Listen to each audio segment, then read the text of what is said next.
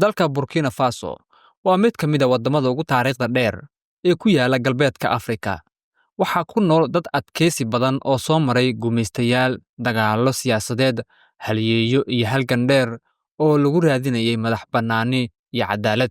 Magaca Burkina Faso micnihiisu waa dhulka dadka daacadda ah, magac si dhab ah u muujinaya dabeecadda iyo geesinimada dadkiisa. Kumanaan sano ka hor, intii aysan gumaysi imaanin, dhulka maanta loo yaqaano Burkina Faso waxaa deganaa qabiilo kala duwan sida Mosi, Guma, Bobo iyo Lobi. Qabiilka Mosi ayaa noqday kii ugu awoodda badnaa, wuxuuna dhisay boqortooyooyin xooggan sida Ouagadougou, Yatenga iyo Tengodogo oo la rumaysan yahay inay jireen tan iyo qarnigii 11aad. Boqortooyada Mosi waxay caan ku ahayd abaabul ciidan oo xoog leh, cadaalad gudaha ah iyo xiriir ganacsi oo ay la lahaayeen dalalka deriska ah sida Mali iyo Masar. Inkastoo Islaamku ku faafay gobolkaas xilliyo hore, Mosi waxay muddo dheer difaacayeen dhaqankooda iyagoo islamarkaasna si tartiib ah u aqbalay diinta Islaamka. Markii Yurub ay Afrika qaybsatay qarnigii 19aad, Faransiisku wuxuu qabsaday dhulkii Mosi sanadkii 1896. Waqtigaasi ayuu dalka ku dhacay gacanta Faransiiska, waxaana lagu daray gumaysiga Faransiiska ee galbeedka Afrika, French West Africa.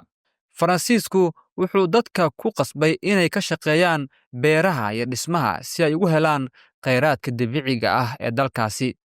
Dalkan waxaa markaas loo bixiyey magaca Aba Volta oo ka yimid webiyada waaweyn ee Volta ee mara dhulkaas. Dadka reer Aba Volta waxay la kulmeen shaqo adag, dulmi iyo canshuur badan, balse waxay barteen isku xirnaanta iyo halganka. Intii uu socday dagaalkii labaad ee adduunka, askar badan oo reer Aba Volta ah ayaa u dagaalamay Faransiiska, taasoo abuurtay wacyi cusub oo ku saabsan madax-bannaanida. Sanadkii 1958, Aba Volta waxay noqotay gobol ismaamul ah gudaha French Community. Laakiin 2 sano kadib, 1960kii, waxay si rasmi ah u heshay xorriyaddeeda. Madaxweynaha ugu horeeyey wuxuu noqday Maurice Yamego. Wuxuu ballan qaaday horumar iyo madax-bannaani, laakiin muddo yar kadib wuxuu noqday kaligii taliye. Dadka wuxuu ku cadaadiyey hal xisbi, wuxuuna xakameeyey xorriyaddii shacabka. Sanadkii 1966, shacabka iyo ciidanka ayaa kacay, Yamegona waa la riday. Wixii intaas ka dambeeyey, dalka wuxuu galay waqti dheer oo ay isku beddelayaan dowlado ciidan iyo kuwo rayd, iyada oo aysan jirin xasilooni siyaasadeed.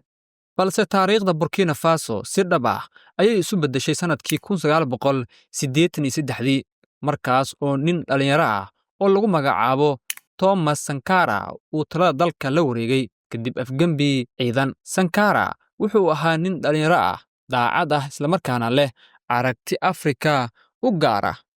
Wuxuu diiday in dalkiisu noqdo mid ku tiirsan deynta iyo faragelinta reer galbeedka. Markii uu xukunka la wareegay, wuxuu beddelay magaca dalka oo uu ka dhigay Burkina Faso, oo macnaheedu yahay dhulka dadka daacadda ah. Isbeddelkaas wuxuu astaan u ahaa xorriyad, madax-bannaani iyo is-aaminaad. Thomas Sankara wuxuu rumaysnaa inuu horumarka dhabta ahi uu ka imaanayo gudaha dalka. Wuxuu reebay musuqmaasuqa, wuxuuna yareeyey qarashka dowladda. Isagoo laftiisa wuxuu diiday inuu wato baabuur raaxo leh, wuxuuna ku socon jiray mooto yar. Wuxuu dhiirigeliyey dadka inay dhistaan dalkooda iyaga oo aan qaadan deyn dibadda ah.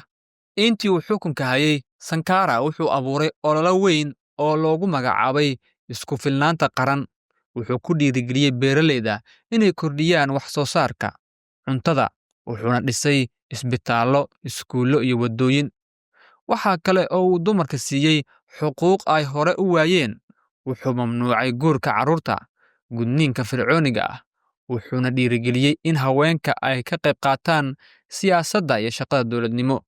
Laakiin sida badan Afrika waxaa ka dhacda, geesinimada waxaa hortaagan khiyaanada. Sanadkii 1987, saaxiibkii dhow ee Sankara oo lagu magacaabo Blaise Compaoré ayaa afgembi ku dilay isaga. dilkaasi wuxuu burburiyey rajo weyn oo ay dadku lahaayeen.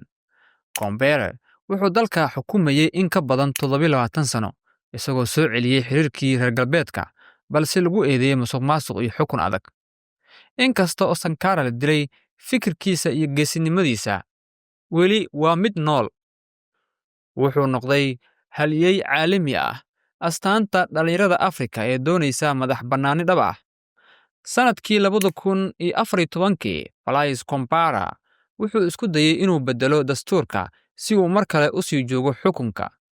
Shacabkii Burkina Faso way kaceen, kumanaan qof ayaa isugu soo baxay waddooyinka magaalada Ouagadougou, iyagoo ku dhawaaqaya "Down with the regime" iyo "Sankara wuu nool yahay."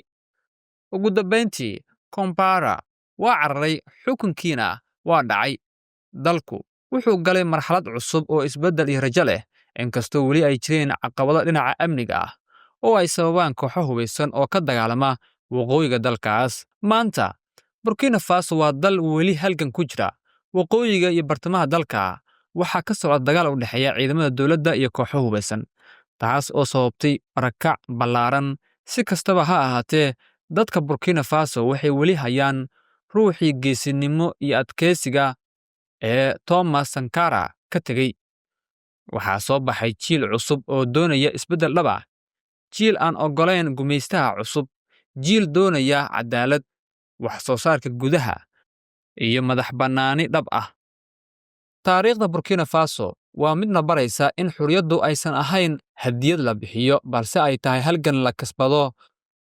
Waa dal yar marka la eego khariidadda, laakiin waa mid weyn marka la eego geesinimada, adkeysiga iyo ruuxda dadka ku nool. Thomas Sankara mar buu yidhi, haddii dadka Burkina Faso ay kacaan maanta, Afrika oo dhan way kacaysaa beri. Hadalkaas wuxuu sii nool yahay maanta, wuxuuna xusuusinayaa in dal kasta oo Afrikaan ah uu awood u leeyahay inuu qadariyo naftiisa, khayraadkiisa iyo dadkiisa. Burkina Faso waa dhul uu dhiig iyo dulqaad lagu dhisay, laakiin sidoo kale waa dhul uu rajadiisu weli dhalaalayso. Tani waa sheekada Burkina Faso, dhulka dadka daacadda ah, dhul ay taariikhdiisu ka buuxdo geesinimo, halgan iyo rajo aan la baabi'in karin.